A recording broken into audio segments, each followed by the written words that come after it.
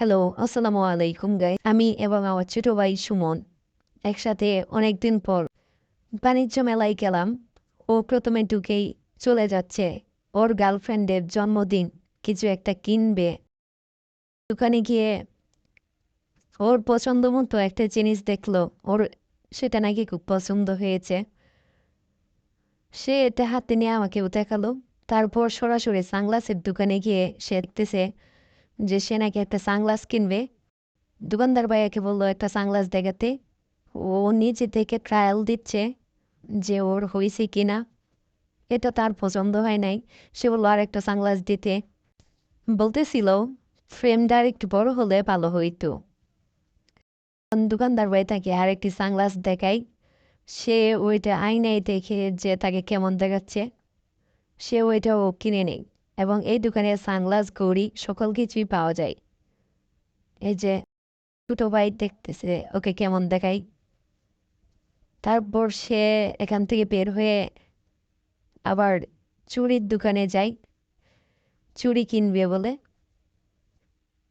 চুড়ির দোকান খুঁজতেছিল, তখন চুড়ির দোকান খুঁজে পাচ্ছিল না। এই যে চুড়ির দোকান পেয়ে গেছে আমার ছোট ভাই। এখন সে চুড়ি চয়েস করবে। দেখেন, এখানে হাজারো রঙের চুড়ি আছে, আপনার পছন্দ মতো যেটা ইচ্ছা সেটাই নিতে পারবেন। চুড়িগুলো অনেক সুন্দর ছিল এখানে। তারপর আমরা চলে যাই রাইড করতে। মেলায় রাইড করার সুযোগ ছিল। এগুলো হচ্ছে ছোট বাচ্চাদের, ছোট বাচ্চা এবং বড়দের আলাদা আলাদা স্তরে রাইড করার সুযোগ আছে। ছোট বাচ্চারা খেলাধুলা করছে এখানে পানির উপরে ভাসমান, আবার উপর থেকে নিচ দিকে পড়ে এগুলা রাইড করছে অনেক ছোট ছেলে মেয়েরা। এই যে একজন শুয়ে শুয়ে নামতেছে দেখা যাচ্ছে।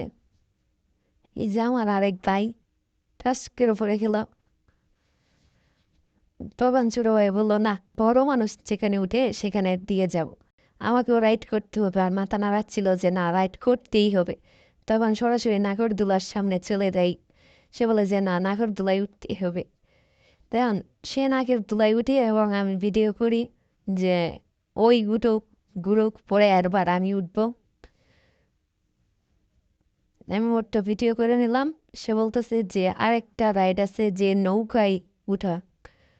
তাই প্রথমে নৌকার উঠার জন্য সিরিয়াল ধরতে হয় এবং টিকিট কাটতে হয়।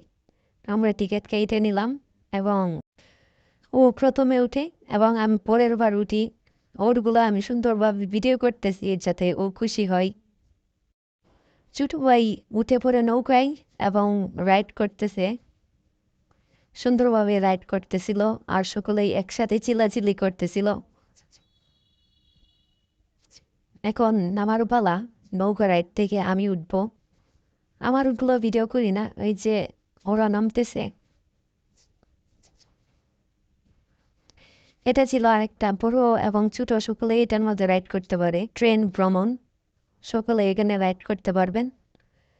মেলার সৌন্দর্য বৃদ্ধি করার জন্য তাদের কারুকাজ পানির দ্বারা একটা সুন্দর ঝর্ণা সিস্টেম করলো, যাতে সকলের দৃষ্টি আকর্ষণ করতে পারে। এই ঝর্ণার পাশেই ছিল একটি সুন্দর ফুলের দোকান, যা বারবার আমার চোখ ওই ফুলের দোকানের উপর পড়তেছিল। তাই ফুলের দোকানে চলে আসলাম। ফুলওয়ালাকে জিজ্ঞাসা করলাম যে কত টাকা করে ফুলগুলা বিক্রি করা হয়।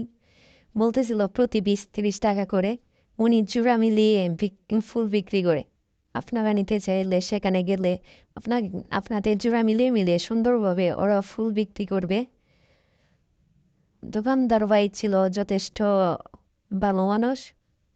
এই উপরে আবার মাথায় দেওয়ার জন্য মেয়েদের প্যান্ট সিস্টেম ফুল ছিল, যা সকলেরই পছন্দ। এই যে মেলার সুন্দর দৃশ্য, যা সকলের কাছেই পছন্দ হবে। এখন আমরা চলে যাব ভাবতেছিলাম যে এখন বের হয়ে যাব। তখন গেটের সামনে ছিল এক মামা যে বায়োস্কোপ দেখাচ্ছিল। তখন সুমন ভাই না করে যে সে বায়োস্কোপ দেখবে। তো আমি বললাম আচ্ছা ঠিক আছে সুমন, তুমি বায়োস্কোপ দেখো, সমস্যা নাই।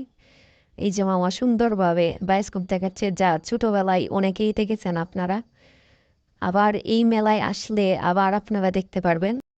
এই জিনিসটা প্রায় বিলীন হওয়ার পথে। বায়োস্কোপ দেখা এখন যায় না, বায়োস্কোপ দেখা এখন সচরাচর দেখা যায় না। তাই আমরা এরপরে সরাসরি বাসায় চলে আসি। আজকের মতো এই পর্যন্তই। আসসালামু আলাইকুম।